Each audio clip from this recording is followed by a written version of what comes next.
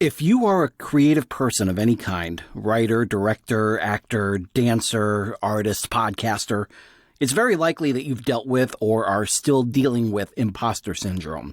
That nagging feeling in the back of your mind that says you don't deserve success, that the world will find out soon enough that you're a fraud. Well, thankfully, there are people dedicated to helping others silence those negative voices. And this week's guest on Excelsior Journeys is one of those people. Author, teacher, communications coach, Dr. Melissa Hurt. Melissa has quite a story to tell you, and she's got a message for all of those dealing with imposter syndrome. There is hope. JLD, do the honors. Hey, this is John Lee Dumas of the award-winning podcast Entrepreneurs on Fire, and you're listening to the Excelsior Journeys with George Sirois. Prepare to ignite. Is there a burning desire within to share your creativity with the rest of the world? Do you insist on pursuing your passion by any means necessary? Then you are on an Excelsior journey, and you are not alone.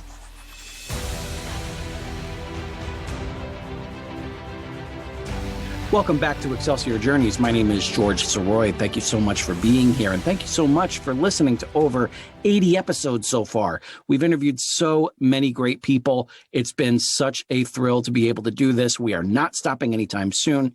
So if you like what you hear, please spread the word. You can find the show and all of its platforms at he'sgotit.com/podcasts. Any subscription, any rate and review on Apple Podcasts is wonderfully appreciated. And if you would like to show any sort of support, you can always click on the Buy Me a Coffee link. I truly appreciate those who have taken the time to do that. And I look forward to consistently giving you as much great material as I possibly can. Now, when I started this show, I always had it in mind for the Excelsior journey to be someone who has dedicated themselves to making themselves better and making the community around them better. And that is something that I've always made a point to celebrate. And early on in my show, I had Brandy Stewart on, and she told a terrific story about being a personal trainer and everything that she has been doing in that field, which I've always believed to be just absolutely remarkable. And it turns out her sister is just as remarkable. And this is also someone that I've known from my days in Godwin High School, and before that at Byrd Middle School in Richmond, Virginia. I knew that both Brandy and Melissa were going to do great things, and I was right, because Melissa has gone on to become a published author, a voice and acting teacher at SUNY Albany, a certified yoga teacher, what she calls a communication coach from the inside out. And I am so looking forward to hearing Melissa's story, especially her latest venture, which is what she considers tackling imposter syndrome from the inside out. And as an author, I deal with imposter syndrome all the time. There's always that sort of feeling in the back of my head that at some point, someone's going to reveal the fact that I'm a fraud and I don't deserve to have these books published, and I don't deserve the international best-selling author title. All of that just, needs to go away, and I just need to go back into my little hole. So that is something that I've been dealing with for so much of my life.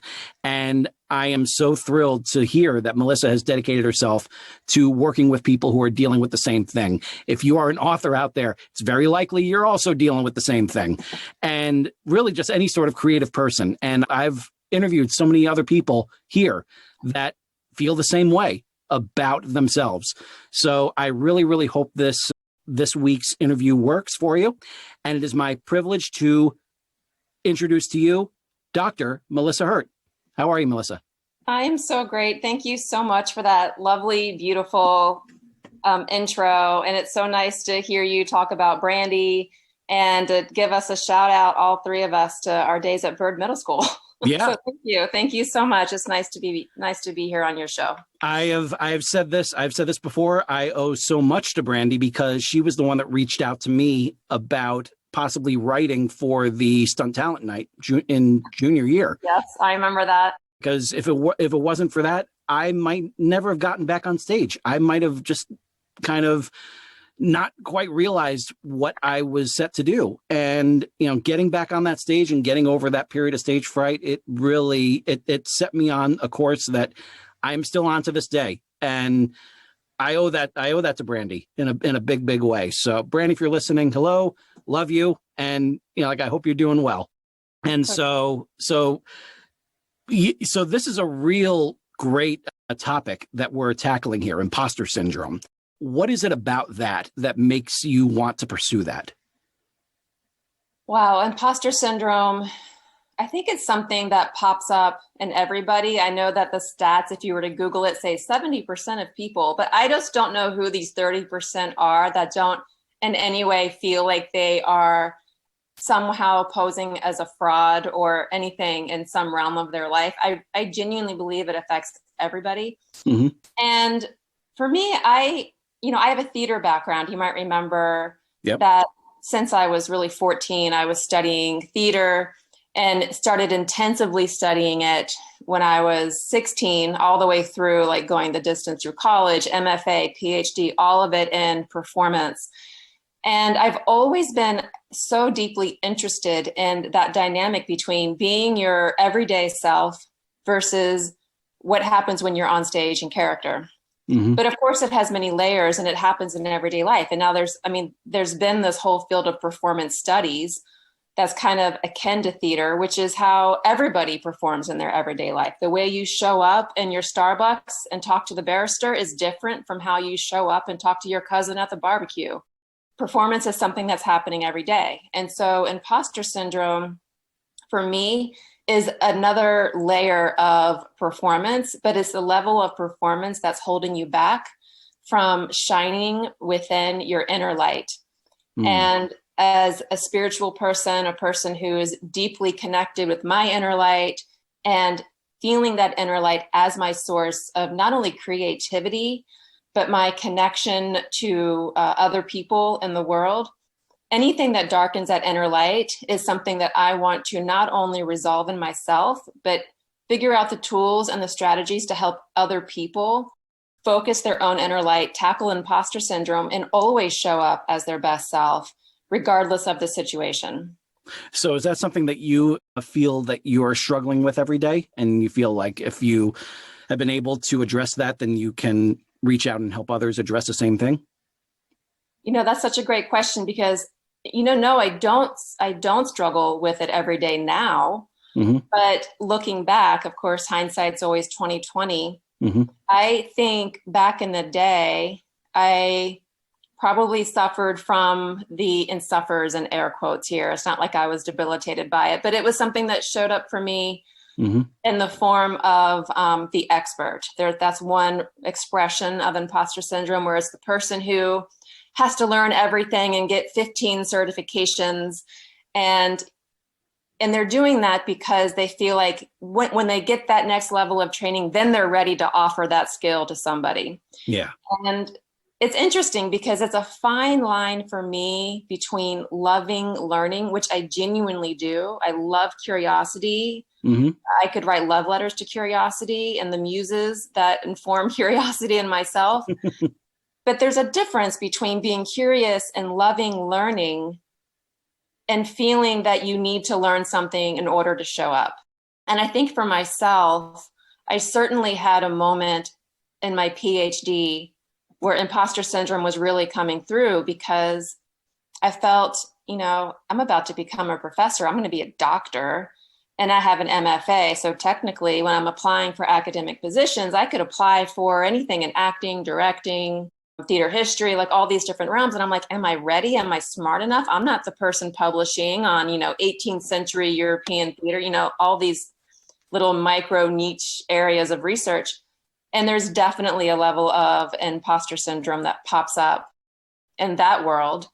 And so certainly I had to do a lot of work to understand where was that coming from? Was it sourced out of an inflated ego, which definitely happens in academia? Mm-hmm. Thankfully, and it's funny you mentioned Brandy and the timing of that variety show, because at the same time as my PhD, I also came into yoga practice, and I also came into Arthur Lessak's kinesthetic voice, speech, and movement work. Oh. Both of those modalities are embodied in nature, and they are rooted in sensation in the body. Mm-hmm. And if you balance that against what's happening in a doctoral program, which is completely privileging your intelligence and your mind, and it's in some ways disembodying you from your body because you're forced to sit in a chair and write papers and read for hours a day and negate the pain you feel in your back and your hips, which I know writers can understand that pain of sitting at a desk for long periods of time. Oh, yeah. But it was just so interesting to balance that. And I'm so thankful that I came into those two forms at the same time, because it gave me an outlet to express myself physically, like on the yoga mat or through my voice, and realize that I was much more than just my intelligence, and that the sensations in my body had a story to tell me. And it also helped me to diminish ego. And I definitely was falling into an inflated ego in academia. And I was certainly copying pedagogical styles of some of my teachers from back in the day instead of finding my personal style. And it was unfortunately a style that was just like super hard on people. And so it took me a while to get rid of that level of imposter syndrome, to show up as myself as a professor, which is firm on policy, but also compassionate. I'm really happy with how I teach college age students. I understand them. And so I'm able to show up for them fully, as well as show up in a different way for the clients I get through Integrative Studio, who are adults from all walks of life, all ages, all different career paths. So it's taken some time, but thankfully, because of these embodied practices, I've been able to overcome imposter syndrome and know exactly who I am and how I show up in the world. That's fabulous. That is terrific. And that's a real example that I really hope that so many of my listeners can emulate. Before we go into the beginning of it all, tell us a little bit more about Integrative Studio. Yeah, Integrative Studio it's a love child of mine that I came to probably about 5 years ago. I felt like I relate to Elizabeth Gilbert's metaphor of the hummingbird. I'm sure you've heard that talk she did at an Oprah Super Soul event, but she talks about people who are either passion, mission driven, or the hummingbirds. And the hummingbirds are those people who have multiple passions, multiple interests, and they can't just pick one thing to do. Yeah. Because for many, many, many years, I had so many jobs and titles, so many things that I did, and I equally loved all of them. I worked as a makeup artist professionally. I was an actress. I was a director. I loved being a professor. I loved so many things. And then when I became an author, I loved writing. And so I loved all of it, and I couldn't really pick one thing. And so I thought, I have all of these skill sets and all of these things that I love to do, and they all trickle down at the root to helping a person express him, her, themselves at the fullest potential to that inner light. And so I'm going to integrate all of these skills and passions that I have and serve people through them. Yeah. And so I take embodied voice and speech practices, which for me helped me to get clear on myself and get focused and feel empowered in myself through my speaking voice. But synergistically, all of that happens to my voice, with a capital V, as a woman in this world. So I bring embodied voice and speech into my work. I do mindful movement and yoga philosophy, yoga lifestyle, which is so much more than what happens just on the mat for 30 minutes. But it really is a framework for understanding life and how you work within the world with other people. And then I bring in the tools from actor training, which for me are really life coaching skills, because then you understand who you are, how you function in your relationships. You understand what your goals are, what your obstacles are, and what are the actions you take, the score of physical actions you take in your life to accomplish your goals. So I take all of these things and I kind of put them together. And through that, I've created online courses, I coach clients, and I help them on wherever they are in their journey to get them to the next step. Fabulous. It reminds me a lot of, I actually just did like a little visual exercise for myself not too long ago. I just kind of took some Lego bricks from my daughter's set and I just kind of set them down. And I was just like, okay, so the author of me is right over here. The audiobook narrating is over here. The voice acting is over here. The podcasting is over here. How can I get these blocks to stack on top of each other instead of just being like four separate things? Right. That's what I feel like. Well, what you do, what I advise in that is that's how you find your purpose. You look at what's the common thread. I love the image or the concept of the lowest common denominator. Yeah. And if you look at what's the commonality between those things, so you have audiobooks, you have writer, you have podcast, and what was the fourth one? A voice actor. So acting. Voice actor, yeah. So it's all storytelling. It's all storytelling. It's all, and it's not only storytelling, but it's creating a world for your listener. Yeah. And it's all really through voice, whether it's the voice you take in your written word or your actual voice, but that level of expression is very important to you. And so, I can't imagine you just being a writer because that would be denying you of that physical outlet of speaking. That's true. That is true. I do love, speaking on doing various panels at conventions and conferences and everything. It was a real privilege to be able to serve the Missouri Writers Guild as president for a year. So awesome. So I love it. Yeah. So I definitely feel that, here. So that helps me right there. So there you go. So let's talk about like the very beginning of it all, because it really kind of started with your own sense of performing. So let's go to that lightning bolt moment, that moment that made you want to go in that direction. So what was that like for you? To be an actor, that first lightning bolt to be an actor? Yeah, the one that inspired you into like getting on stage or, getting in front of a camera or whatever. It's so funny because that started in high school for me. Yeah. And, the teenage years are so hard. And, I'm just really thankful that I understand children's literature, because if you understand the difference between middle grade books and young adult books, you understand that the differences in the readership, that the middle grade books are all about belonging within a community, but what YA is all about finding your independence. So that framework really helps me objectively look at how I was as a teenager, because I feel like I didn't really have a community coming into my adolescence. I just kind of felt like an outsider in my own way.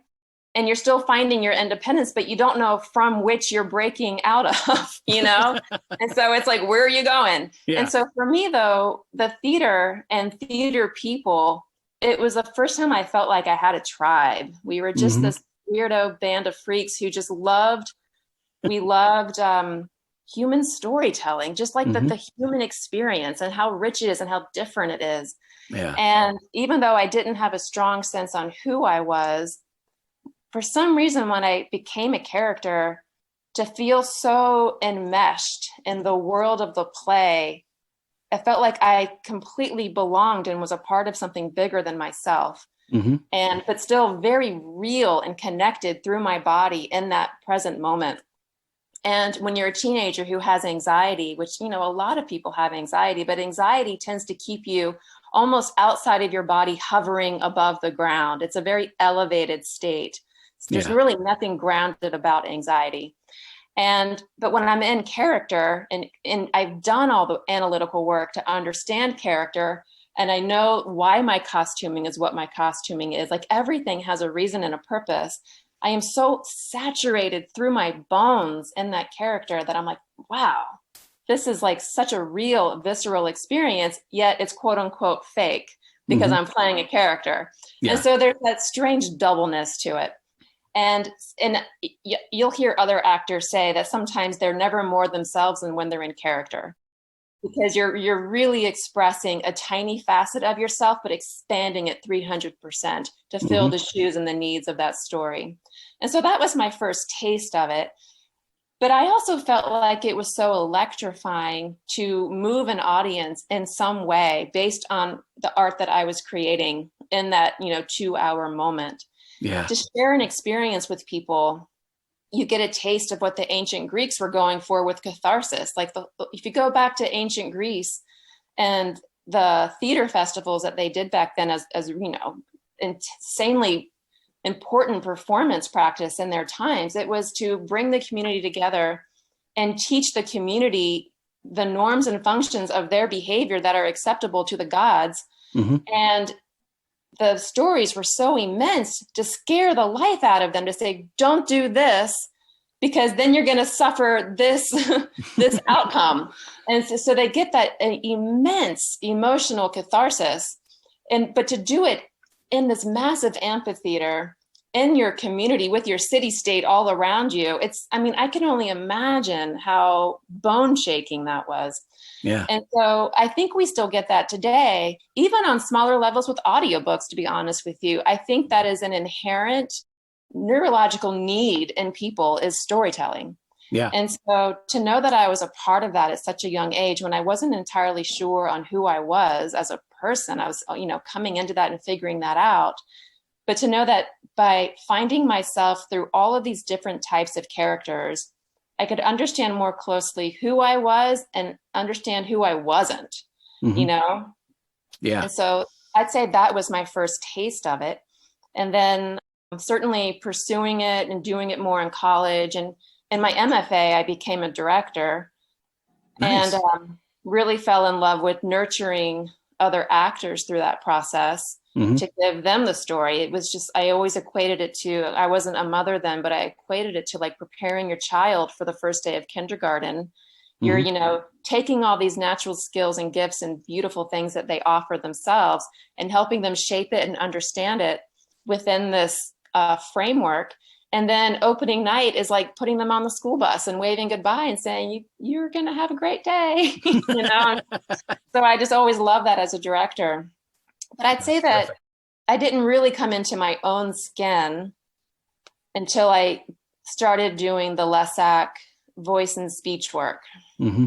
but which was about 15 years after I started my theater journey. Wow. Yeah. Wow.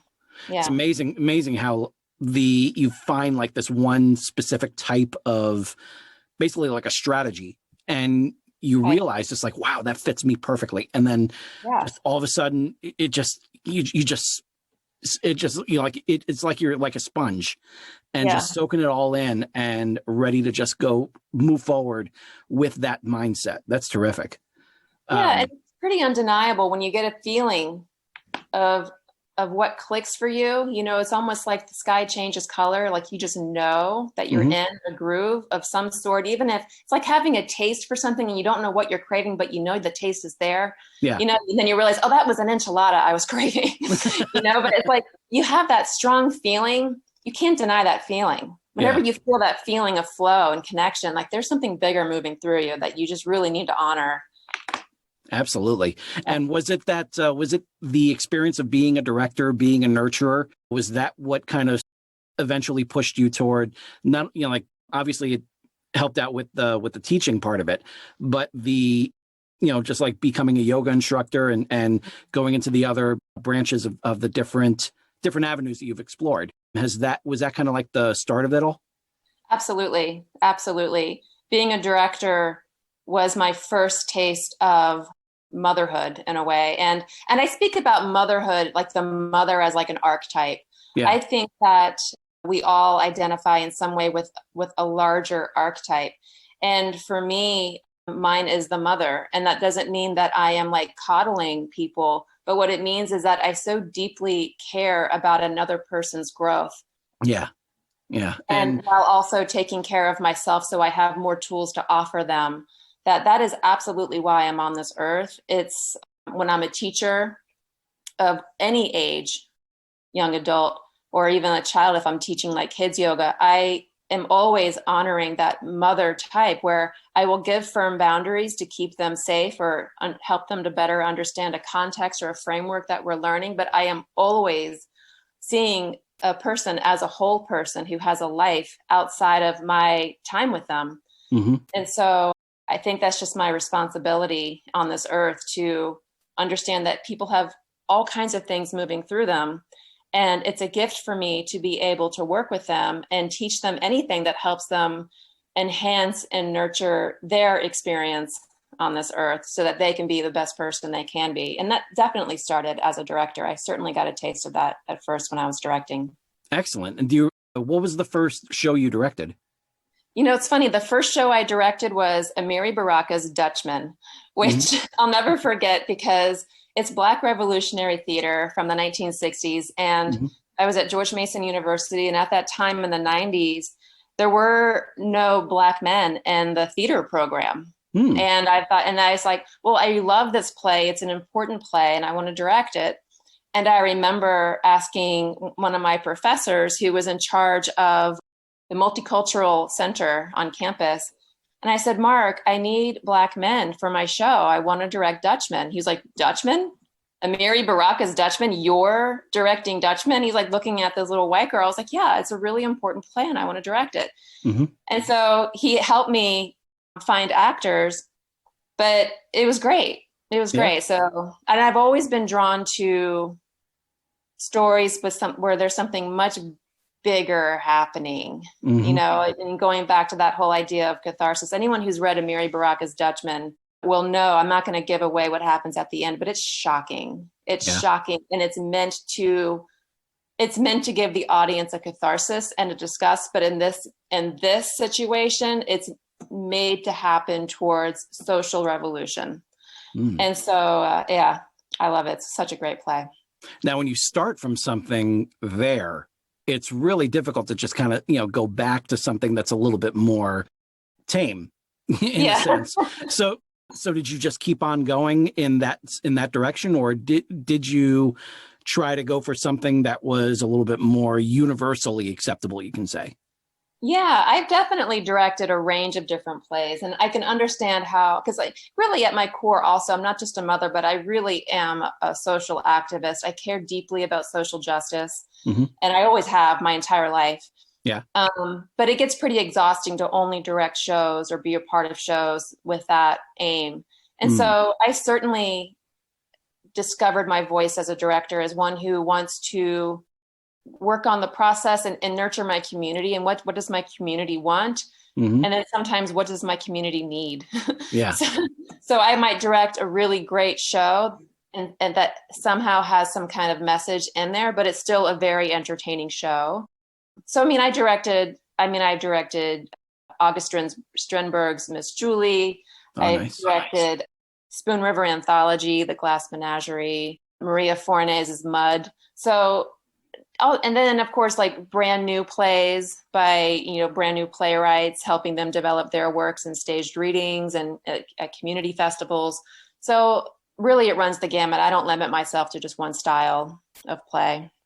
It's fabulous. That's a great way to do it. So you've gotten this experience with directing. What was the next step in your own personal evolution?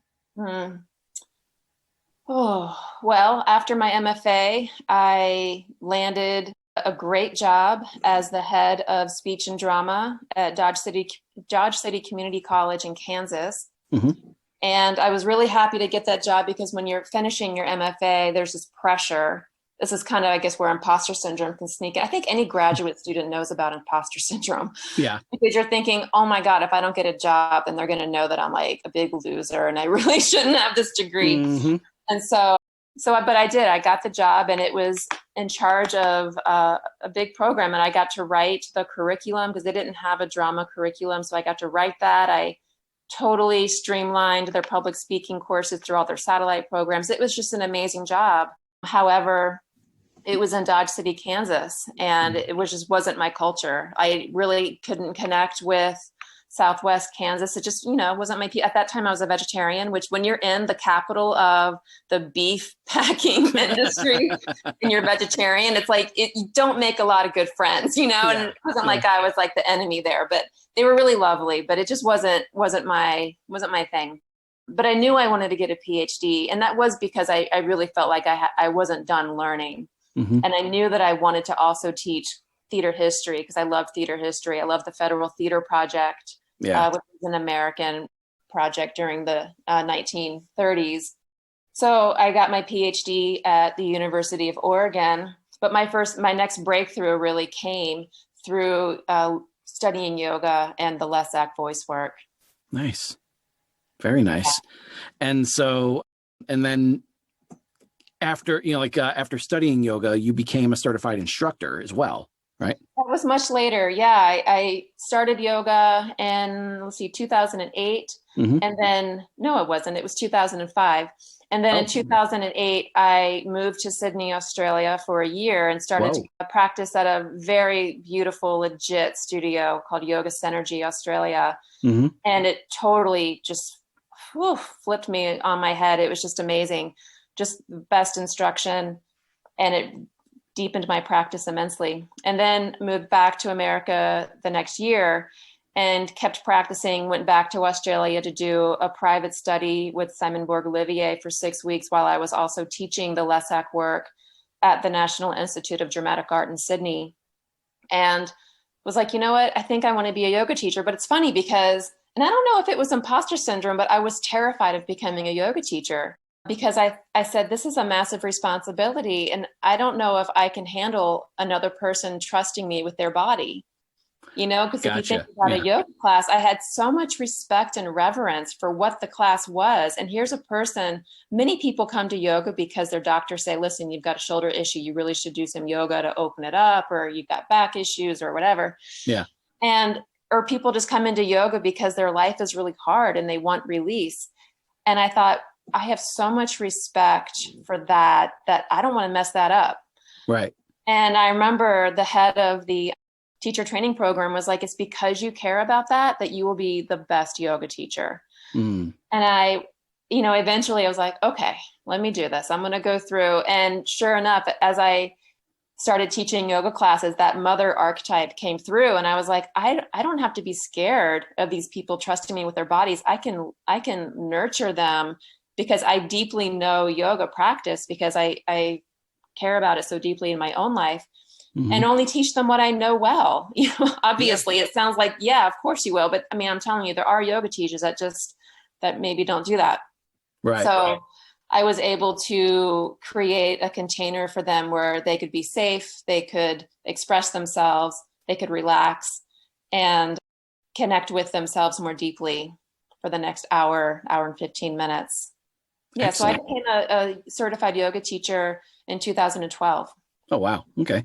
And what was it that prompted you to go all the way over to Sydney? Like that's a huge jump over there. It was a huge jump. At the time, it's because I was newly married and my husband was a physicist and he had a position at the University of New South Wales researching there. Ah, okay. And so, I just wanted to be a wife. And I also wrote my dissertation in Sydney. So I thought, and because I was in my dissertation year of my doctoral program, so I'm like, well, yeah, I could technically you could write it anywhere. Right. Looking back, it would have been great to have stayed in Oregon because when you're on the massive time lag and you have to get in touch with your advisor to ask a question, but then you have to wait a day to get an email back because of the time change. That was a little stressful. Yeah. Yeah, it was for that. What was it like just being in Sydney? Oh gosh. Well, literally it's a different world. I mean, America and Australia are, if you think about it, both British colonized countries, but at different times. And so there's a lot of similarities, of course, but they're also very different. And I mean, I certainly love the beaches. They're gorgeous. Their coffee is fantastic. It's truly beautiful there. People were lovely. It was just very hard for me to be on the other side of the world. That was just really, really challenging. But yeah, it was a beautiful place. I have a lot of love for Sydney. Yeah. Excellent. So what was that for everything that you have been dealing with, all the internal struggles that you were having regarding becoming a certified yoga teacher, going through that constant, basically like it sounds like an inward battle of just like, do I have so much respect for this. I don't want to mess it up. Am I doing the right thing? Am I doing my students justice by pursuing this?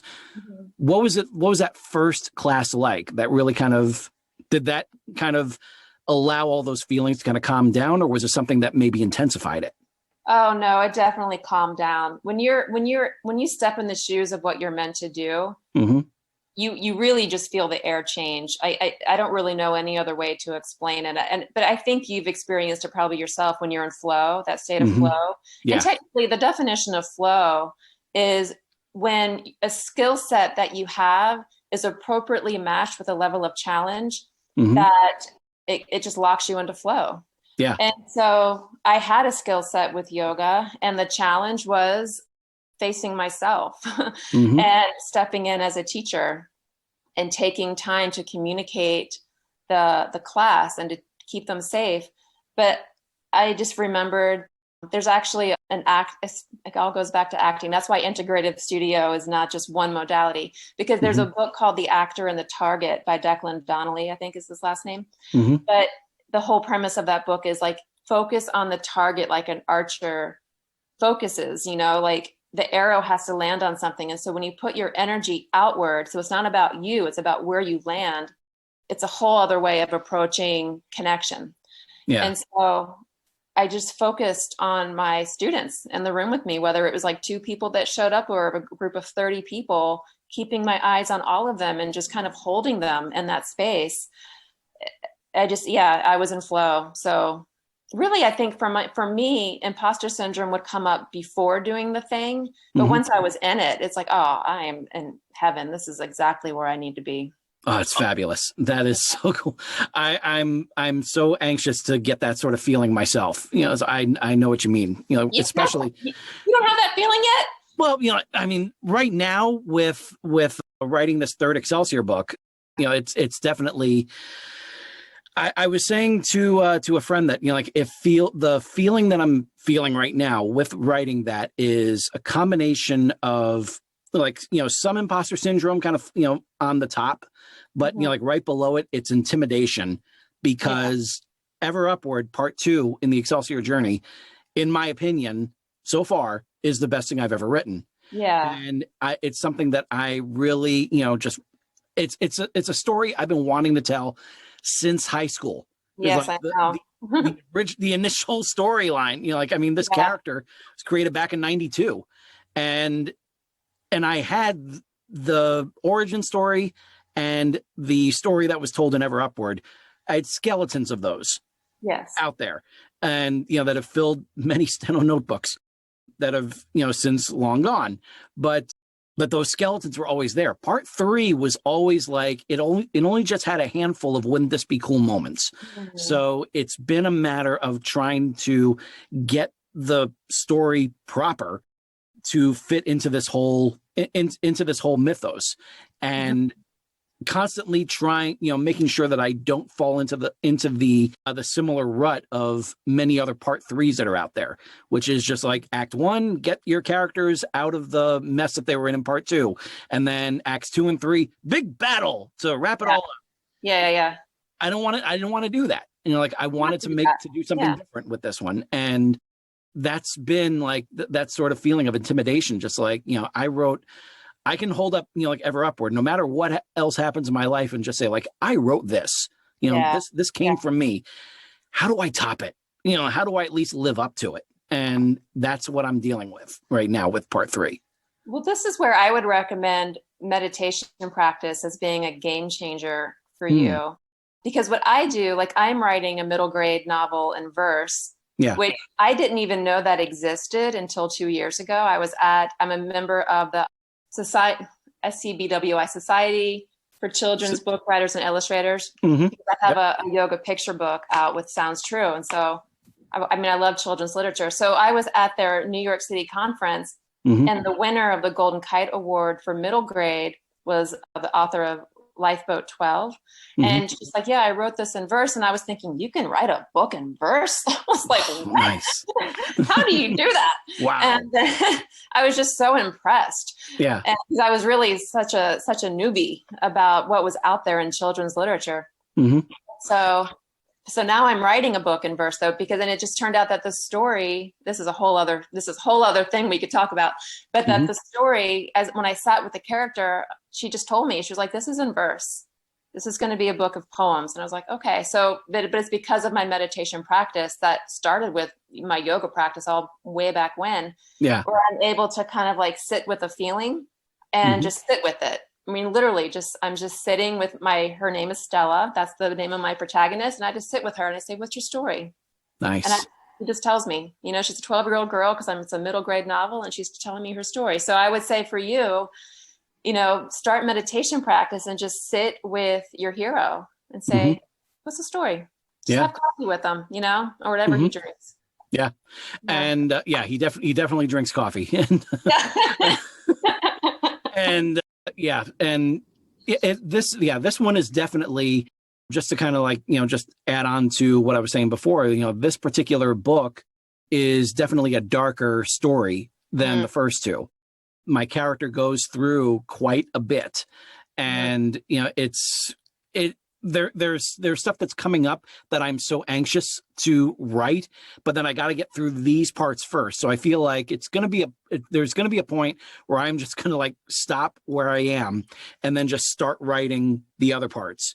You have to, though. Don't you think you should just write the Lego bricks and then put the bricks together? Yeah, exactly. Going back to the Legos, there's nothing wrong with that. Are you an outliner, like a hardcore outliner? Or are you a pantser? I'm kind of a mix of both. When I wrote Excelsior, I knew the beginning and I knew the end, and it was up to me to figure out how to get there.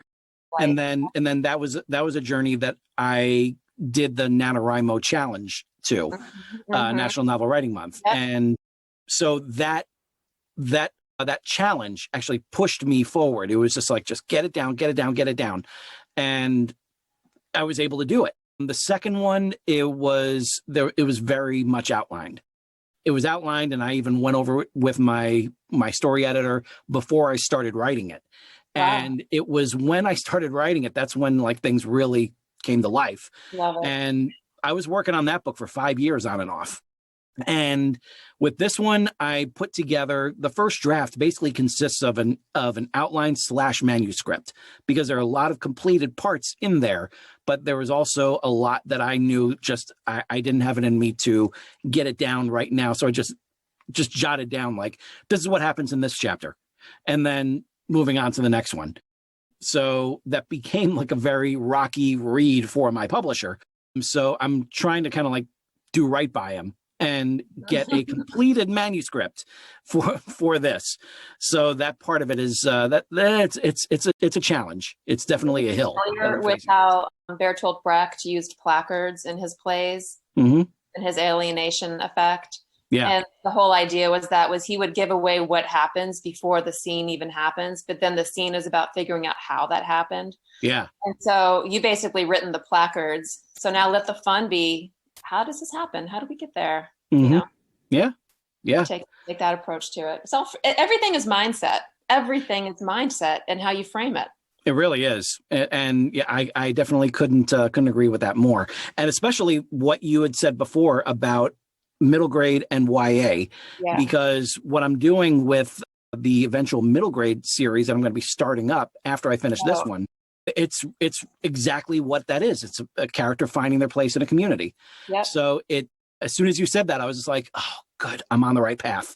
So I'm really anxious to see like how that one goes. But at the same time, I got this third one in my way. So excited for you. So awesome. Thank you. So with everything that you have going on right now, what is the next thing that you want to take on? Wow. I love it. And well, I have a program called Abundant Leader Academy that I am in the beta test phase for, but it's working gorgeously. I told my clients in my beta test that I have 3 secret sauces that I've been using for 20 years as a coach and a teacher, and even for myself. And now this program is putting all these secret sauces together to see if that recipe works. And it's working. It's working amazingly, actually. And so I'm very excited to be opening that up to the public in the summer 2021. Nice. So that's helping people to really tackle imposter syndrome from the inside out. And so that approach, though, it goes back to my experiences with embodied voice and speech, and as a writer and as a yoga practitioner who's deeply connected to meditation practice and the inner voice, because my my style and approaching imposter syndrome is you have to get to the core of it, to the root of it. I don't think it's enough to just look at how great your CV is and say, yes, I am competent and I can do this, which Right. that's a lot of the advice out there. And there's nothing wrong with that. But for me, I feel like that's only a small part of it, of what can really help a person. Mm-hmm. And so I lead my clients through just basic, easy peasy meditation practice that doesn't take much time at all. But when you start to notice the words that come to you, the word choice and the tone of voice and where you feel it in your body, you can really nip at the root of where imposter syndrome is originating in you. And then we take it from there. And so it's a program that is just as much embodied practices to deeply get to know yourself and who you are today. It's equal parts all the tools from actor training that I see as a map for life coaching to really know who you are and what you want. And it's tons of incredibly important lessons and educational modules on the importance of values and knowing what makes you you, and understanding fear and all the forms and expressions of fear, and understanding what's a vision and how do you map that out through action, and everything that basically got my life completely on track and just put me so deeply in my own skin that I have absolute certainty in who I am in the world and what I offer the world and how I show up in everyday life. Yeah, my image, the image on my website, melissahurt.com, is this tungsten light bulb, because I love the image of that light bulb because it just has this glow to it. Yeah. And you can dim it or you can make it brighter, but that tungsten is there. And I feel like we all have that. We have that spark inside of us. And sometimes it might get dim because of just life. Sometimes we don't know how to turn it up. And so everything I teach is about first finding that light and secondly, turning it up, shining it, Excellent. focusing it, shining it. Yeah, it's great. Excellent. Excellent. So for those of my listeners, and I'm sure there are many people who have this, not many listeners. Like, we'll see. Hopefully that will grow, like in time, but we'll see about that. But for many of my listeners, that's what I'm trying to say here, that are dealing with this crippling imposter syndrome, what would you say is like the first step that they should take to kind of step out of that? First of all, know that it's totally okay that you have it. So let go of the shame cycle. Yeah. I think that shame cycle just kind of keeps us on the hamster wheel, and then it's just debilitating. So just let that go. I'd even say give it a name. Like I was telling one of my clients yesterday, let's just call it Timmy. And so when Timmy comes up, say, yo, Timmy, I see you. I'm going to focus on this right now. So being able to get to know your fear, but know that you are at the center of your experience, not the fear. Fear is just another expression. It's like a cloud moving over your sky, and you can objectively see it, but know that you are still at the center of your world and you're the hero of your own story. You're the one in charge, and it's your choice to make the action to move despite the fear. So I would say that. I would say, I have a YouTube channel that's got a ton of meditation practices on it that are really beginner level, approachable for all walks of life. If you go to my website, melissahurt.com, at the footer, you'll see the little icon for YouTube. Just go there and subscribe and you'll have access to all these videos, and they can help you feel yourself as the observer of your own experience while also feeling your experience. And when you're able to do that, you're able to then be responsive and not reactive. We tend to react towards fear and let it kind of take us over. Instead, if we can just feel it and say, fear, you're here. Okay. And you just say to it, all right, we're in this car together, buckle up. I'm driving the car and you're not touching the radio. I'm in control here. And we're doing this, because fear is not going to go away. When you have a level of fear with your work, it means you're onto something. Because what fear is doing, it's a healthy expression that's trying to actually keep you safe. It's trying to hold you into what's normal, because any new experience means that you have to adapt. And it says, no, we're kind of comfortable here though. And you're like, no, actually, I'm going to up level my life and I'm going to do this thing and it's going to be amazing, and just wait and see. And thank you for trying to keep me safe. Always say thank you. Be kind to yourself. And say, but we're actually doing this and it's going to be really cool. So you're going to sit back and let me just go. Excellent. And melissahurt.com is where they can find you. Is that where they can basically, where else can they find you on social media? Yes, you can find me. Well, go to the footer of melissahurt.com for all my social media handles, but you can find me on Instagram at Melissa Hurt and then _Integrative Studio. You can find me on LinkedIn at Melissa Hurt. I don't know what, I think it's just Melissa Hurt on LinkedIn. And then my YouTube channel. So yeah, find me there. Subscribe, follow me, because I'm constantly talking about creativity and imposter syndrome. It's kind of all I post about. And so you'll get all kinds of freebies and little tidbits and things to work on, because it is genuinely my passion to serve other people through all of the experiences I've had myself, and to share these tools that I have. And, get yourself started there. But you can also subscribe to my email list on my website, and you'll be on the wait list for Abundant Leader Academy to learn more about that. And when I open the doors to it, I'm so super excited about it, and very confident that it will help people early in the program overcome imposter syndrome, so that even by the end of the program, they may even have a manuscript, because really my clients are just taking it on by the horns and doing amazing. That's fabulous. That is so terrific. Thank you. Folks, remember this. Absolutely remember what I'm telling you here. If you are a creative person, you are very likely dealing with imposter syndrome, and you are not alone. And you have people like Melissa who want to help you, get to that, break free from that's holding you back. And so I really hope that all of you take the time to look within yourselves, recognize that you may have it. And if you do, let's start working on moving past it, because the world needs your stories. The world needs your creativity. And so for Melissa Hurt, this is George Sirois saying to all of you, ever upward. And I will see you next week.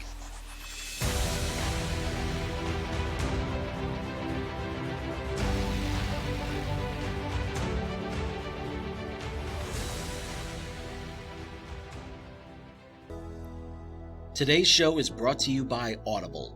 Audible is offering our listeners a free audiobook with a 30-day trial membership.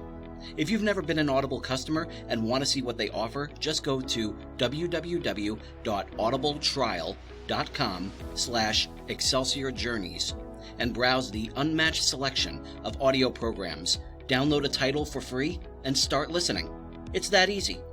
Why Audible? Audible content includes an unmatched selection of audiobooks, original audio shows, news, comedy, and more from the leading audiobook publishers, broadcasters, and entertainers. And with this free 30-day trial, you'll have your pick of it all. You can hear books of all genres narrated by Jim Dale, Stephen Fry, Will Patton, Alex Hyde White, Jeff Brick, Neil Shaw, William Demerit, and even a few by me, George Sirois. So go to www.audibletrial.com/Excelsior Journeys and start your own 30-day journey with Audible today.